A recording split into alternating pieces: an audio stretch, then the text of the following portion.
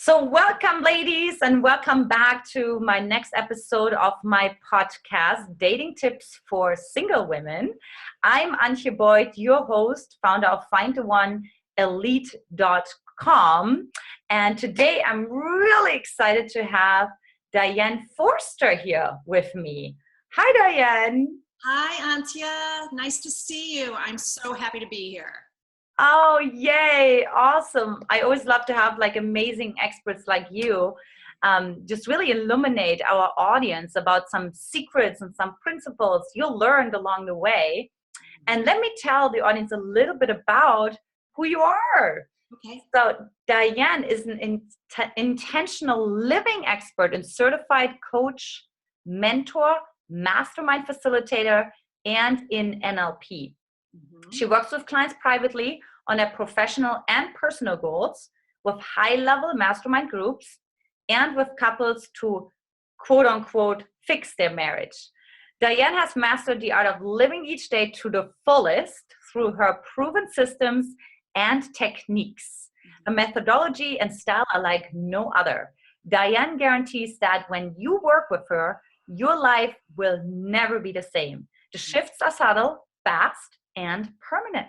She teaches you how to have it all, living life intentionally filled with passion, purpose, joy, and fulfillment.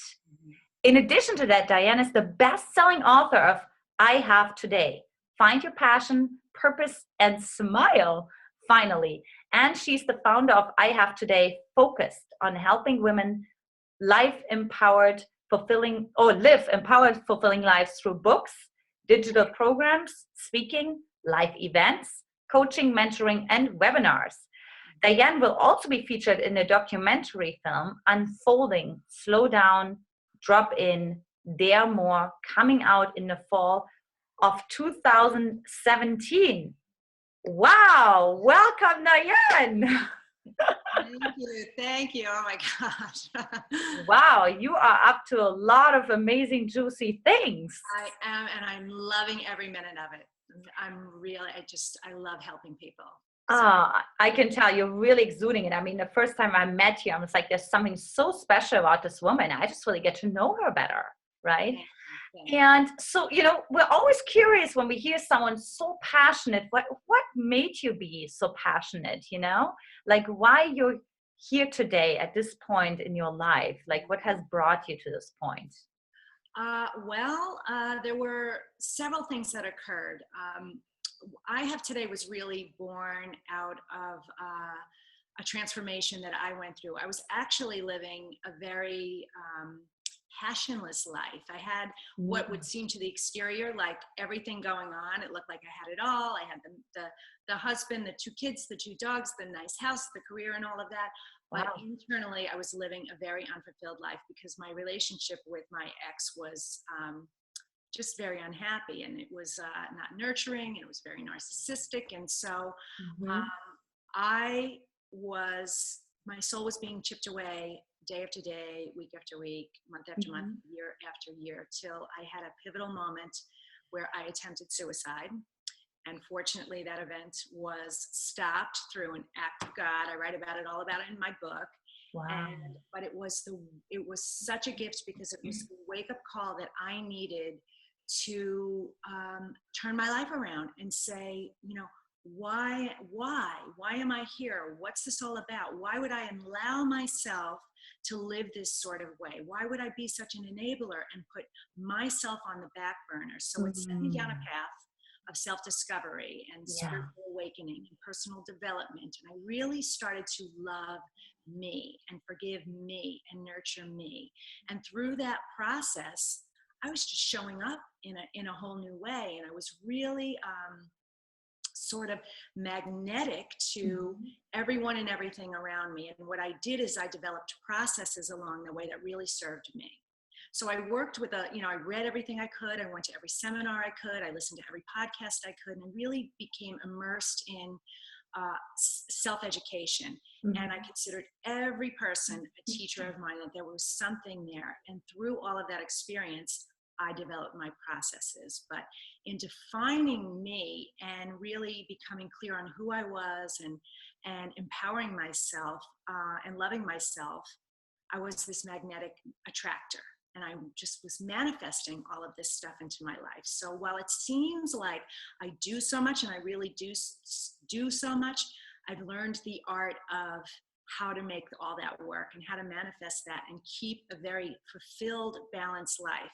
And now I teach others how to do it. Wow, there's so much goodness in that I didn't know about you, Diane. Like, I'm just so touched. Yeah. I can just really feel like your genuine, passionate heart, and just really coming from this sense of purpose. Like, I mean, that's what's part of your book, right? Is really this purpose. And people use this word all the time, right? But when you speak, like, I can just really feel this like oozing out of your cells. I mean, it's really a shift that has taken place inside of you, right? That, and I think that's always important when you look for a mentor, to really like, who's really oozing out what they teach, right? Who is really like this internal drive, who would do this if you wouldn't get any money for it, right? Like, who would do this for free because it's their calling, right? And that's what I really feel from you. Yes. Well, you know what, had I not gone through that really dark period of my life, it's the law of polarity. Your darkest moment. Yeah.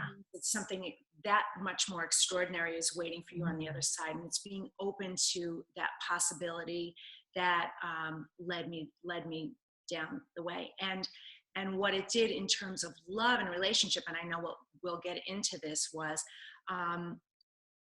it's not incumbent upon somebody else to make us feel whole and fulfilled and complete. That's an inside job that we do. Right. And our relationship, in my opinion, enhances your life. It doesn't complete it, but it really enhances it. So when you feel that self-love and self-appreciation and self-fulfillment and self-gratitude, the way you show up in relationships is very, very different. So right. That neediness, there's not that dependency on it. It's really a much richer way to live in a relationship. So. Yeah, and I love that you use the word rich, right? And wealth, and because that's really what it is. Like, you become this like fountain of wealth, of the wealth of love and the wealth of smiles, right? And just really, again, like, I feel it's like coming from you. You're coming from a place that's full, like, versus from, oh, what do you have to give me today? That's what I'm really getting from you. Right. Yes. Yeah. So what would you say are some of the, I always like to talk about the 3 blind spots, like single women are so not aware of, and having, I've worked with over hundreds and hundreds of women, and so have you, right? Like, and so working with those single women, like, what have you identified as really some of the 3, parts where women are always like, wow, I never thought about that. This is so surprising me. Right. This is such a great question. I'm so glad you asked this of me. The first thing I'm going to say is this is a process that I teach in my book, in my online system. And it's called EED. It's Emotional Energy Diffuser. Step process that involves it's breathe, think, praise. And so whatever you're dealing with someone, knowing that nothing is outside of us, what you do is the first step of it, and I'm going to say it very simply because we're limited on time here, but the first step is to breathe. Just take a deep breath, whatever it is, and just relax, because we are always a breath away from feeling a sense of relief and a little bit better. Whenever we breathe, we feel better. The second part is think. And when I say think, what I want you to think is, this has nothing to do with me. This has nothing to do with me. Whatever is coming at you is always about the other person. It's never about you. Even though they may be directing it towards you or blaming you for something, it's really not about you. Then the third piece of it is to praise. And you look at that person and you say, they're just doing the best they can from where they are. This is all they have today. So it comes from a place of love. And let me tell you, that 3-step process is such a powerful thing to deal with fear, anxiety, worry, doubt, anger, anything. So in a relationship, I definitely want both men and women to understand that piece of it. So that would be step one. Another blind spot is if you are complaining about something that you're not getting from somebody else, that's where it is in you that it's missing, because that perception is projection. So hold up the mirror, because you have to say to yourself then, well, where do I need to love myself more? Because that is a direct reflection. Right. And then the third thing I would say is always treat your partner the way you want to be treated. So fill that love tank. I think about every day, especially in my relationship, how can I express my love? Because, I want to receive love, but I want to give love. And when we give love, it just opens us up to receiving so much love, giving without expectation. So say how can I show up more and give love that way, the way I would want to be loved?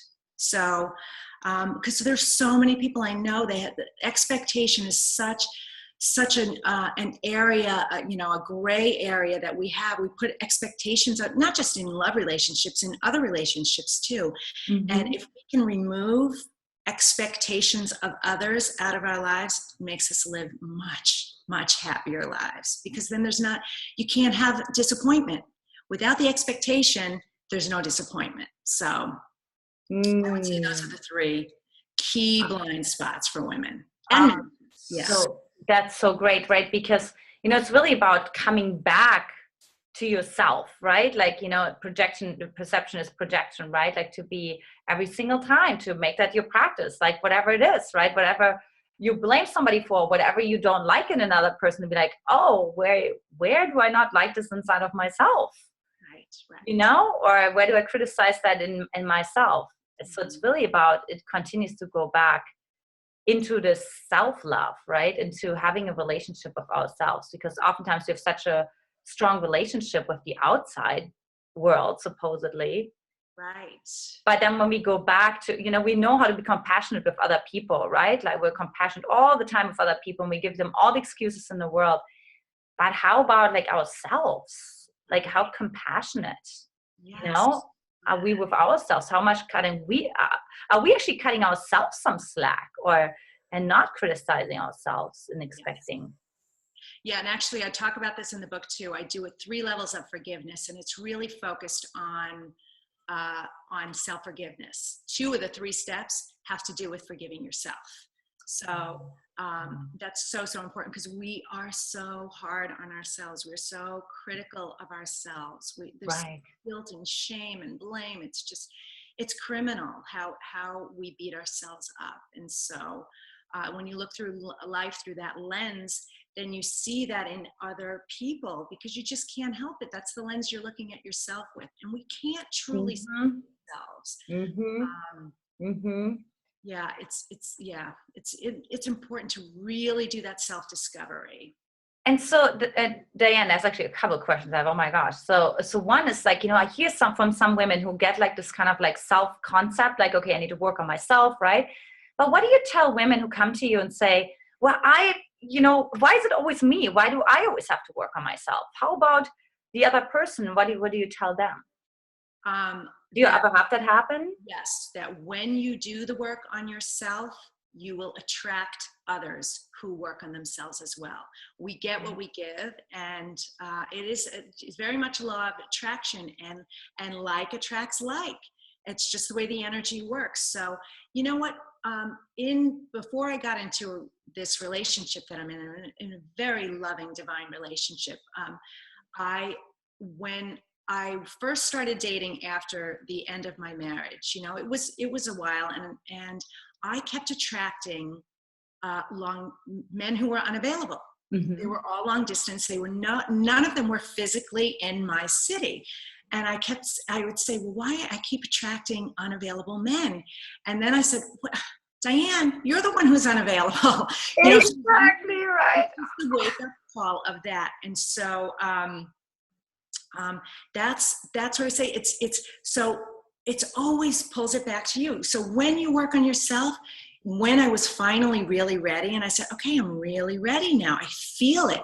Man, did the floodgates open. Men were coming out of the woodwork, and I just kept saying yes to everything. And I would go out on dates, and I would know immediately, no, this guy isn't the one, but I would sit and have a nice meal or a drink or a cup of coffee and appreciate the things about him that I actually did like. So I kept a mental list. Well, I like this about him. I like that about him. Even though I know he's not the one, and I could still have a pleasant experience and just pull and extract from him the qualities that I liked. And so every day that I went on got closer and closer and closer to the things that I liked. So it was such a great process. Yeah.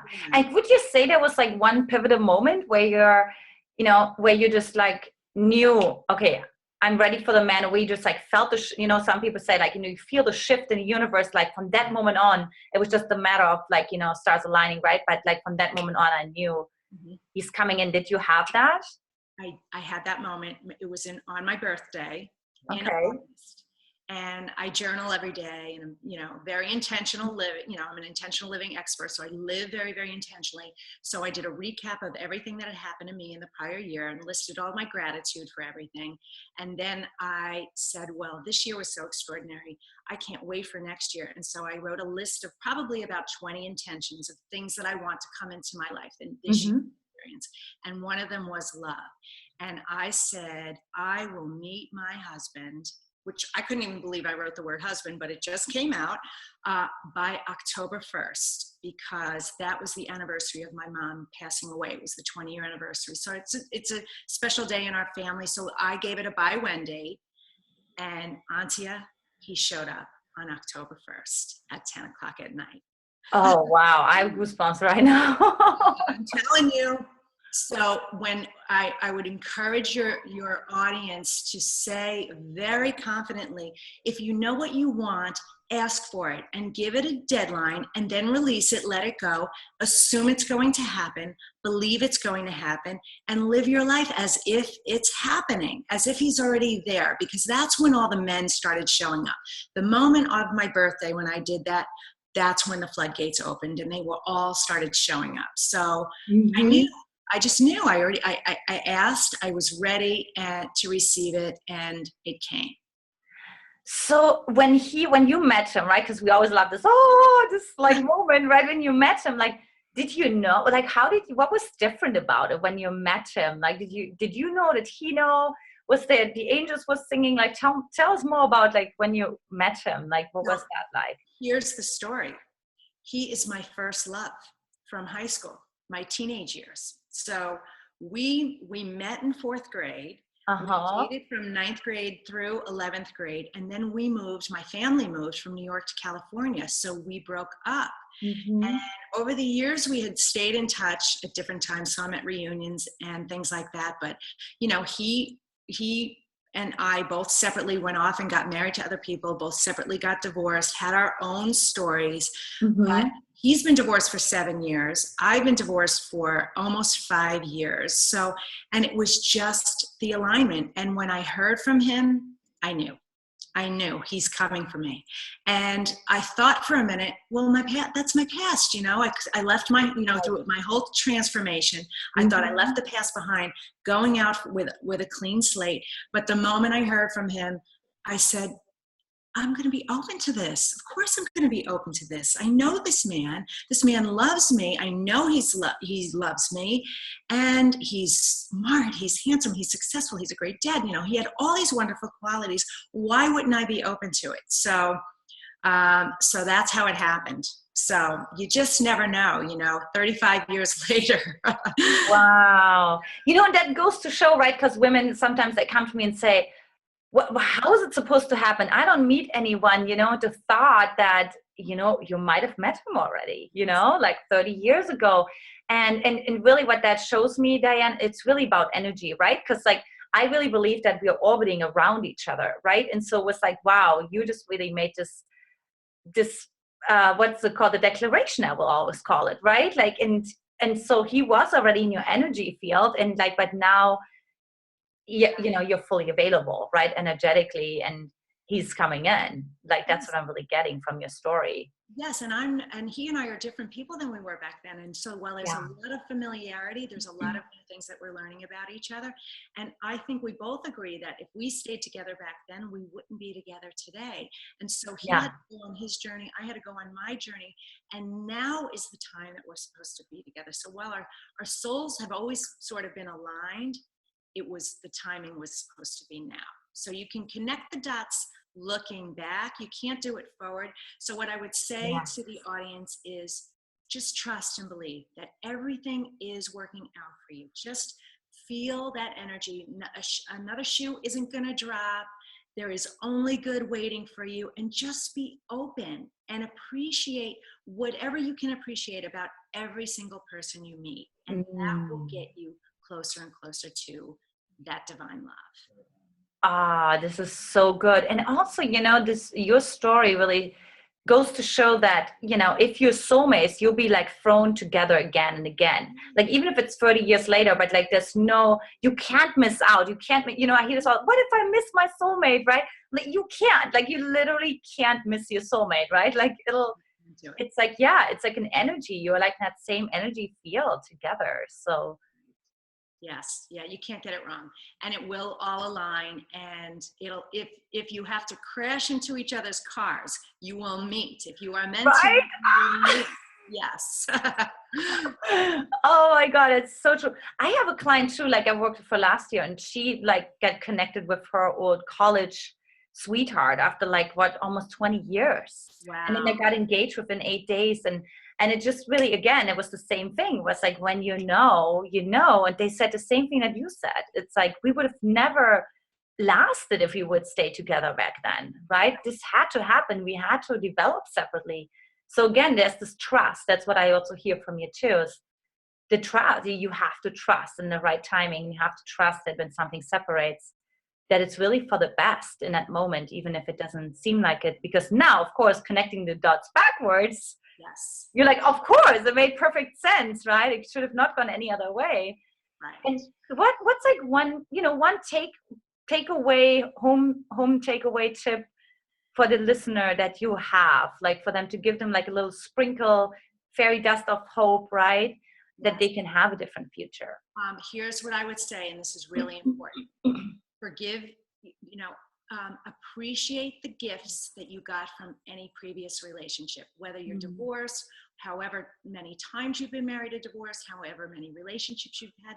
If you've never been married and only dated, appreciate the gifts that you got. And by gifts, I mean not only the love, but the pain and the tears and the rejection and the hurt and all of that, because that gave you greater clarity to know what it is you really want, and you can identify it. So bless everything that's ever showed up in your life, and embrace it with an open heart, because that will open you up, and you will be so magnetically attractive to the opposite sex when you come from that place. Don't live in regret. Don't be bitter about it. Forgive it, move on. It was part of your journey. It's part of the canvas of your life. And it'll allow you to be open up to beautiful love if you do that. So that would be my takeaway for them. Wow, that's so good. And you can do that right now. Right now, you can just make a list. Who do you need to forgive? My whole company motto is I have today, and I have today to start fresh and new. Right. You can change. You can't change an event that happened in your life, but you can change your emotions and your association with it. Yes, absolutely. Well, it's been a good day. The time went by so fast, Diane. There's so much more I want to ask you. So I'm sure the listeners have just equally lots of questions and want to learn more about you, get in contact with you, right? So what's the best way for them to do that? Okay. So I would say, if you want to know more about me, email me directly. I'm also going to give you a gift. So email me at dianeforster.com, and I'll spell it. It's DianeForster.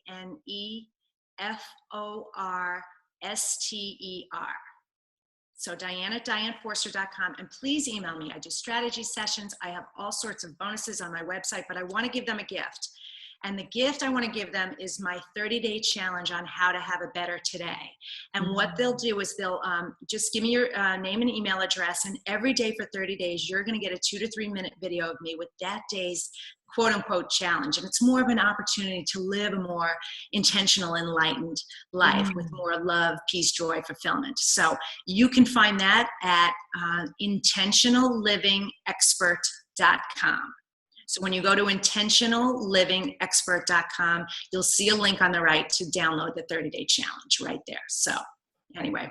Oh, that's so great, Diane, because I think challenges really help like to start to build a pattern and to build a habit, right? Because you do one thing, so like that's great. So 30 days, you'll be like, at least for 30 days, you'll have a structure and accountability to start something, to shift your mindset, right? It will. Shift your, some people say thinking, and make it like a positive association with what you have experienced. Yes. Yeah. Oh, they'll definitely feel the shift. Great. Awesome. But I love challenges. I know you are high achieving women out there. You love challenges too. So sign up for that challenge. Yes. Well, Diane, thank you so much for being on the show. And we learned so much, and you're such a heartfelt woman and full of purpose and passion. And I can just really feel that from you. So I'm so excited to everything that you're experiencing, and we're hoping to experience much more magic in your life, as you certainly deserve it. Oh, thank you, Antia. It's been my pleasure, truly. I'm honored. Awesome. Yeah. It's always really nice to feel like a heartfelt connection through the screen, yes. Because it's really possible. People always say, oh, well, it's different than in person. Well, if somebody oozing with that energy, it really comes through. And it's what I really feel from you. So yeah, very. Yeah, I do Skype and FaceTime calls too, as I'm sure you do, because yes, you can feel it through here for sure. Yeah. Awesome. Well, wonderful. Awesome. Well, thank you for being on the show. And for the listeners who want to learn more about me, you can go to findoneelite.com and see if if you have trust issues and struggling with attracting emotionally unavailable men. That's what I really, that's been my biggest pain point, right? Then go to the website and sign up for a complimentary discovery call and see what we can do for you. And don't forget to sign up for the challenge with Diane, because really, I'm serious, like those challenges are really what really make the biggest shift for you. So thank you so much, Diane, and thank you to the listeners. And I love the work that you do. Thank you so much. And talk to you next time. Okay. Take care. Right. Bye-bye.